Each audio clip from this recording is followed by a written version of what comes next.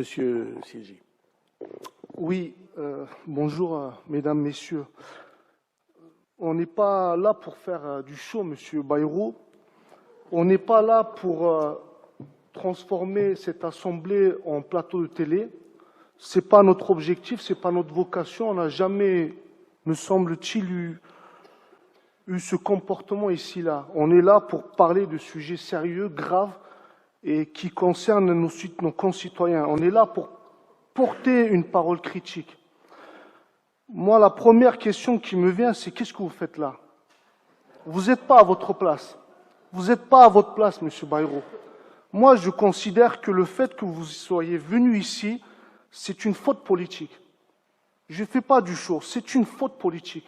Votre première mission, monsieur Bayrou et monsieur le Premier ministre, c'est de prendre l'avion, d'aller à Mayotte, ne serait-ce que de façon symbolique, de montrer à ces gens-là qui vivent dans la misère, qui vivent dans des bidonvilles, qu'on les déconsidère. La seule manière où on parle d'eux, c'est pour les critiquer au sujet de l'immigration.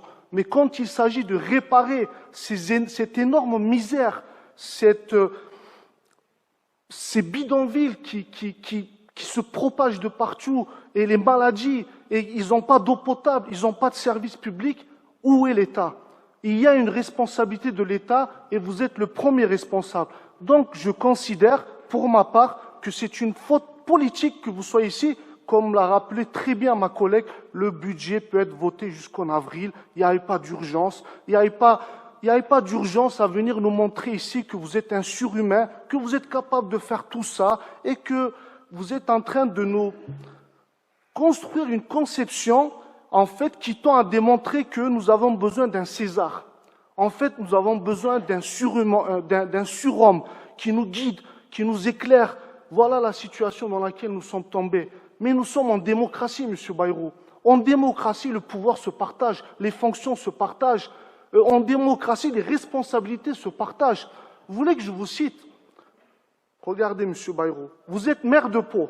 Vous êtes président de l'agglomération. Vous êtes président du pays de Béarn. Monsieur Siégi, on a déjà fait le débat. S'il vous plaît. On a déjà fait le débat. Vous êtes président de la SEM de Pau-Béarn. Vous êtes président de Pau-Béarn Habitat. Vous êtes président du MODEM. Vous êtes commissaire au plan. Comment vous arrivez à cumuler tous ces mandats? Comment vous arrivez à vous occuper de votre famille? Comment vous arrivez à être ici? Je ne comprends pas. Dans la vie, il y a un équilibre biologique, physique, psychologique. On ne peut pas être tout en même temps, monsieur Bayrou.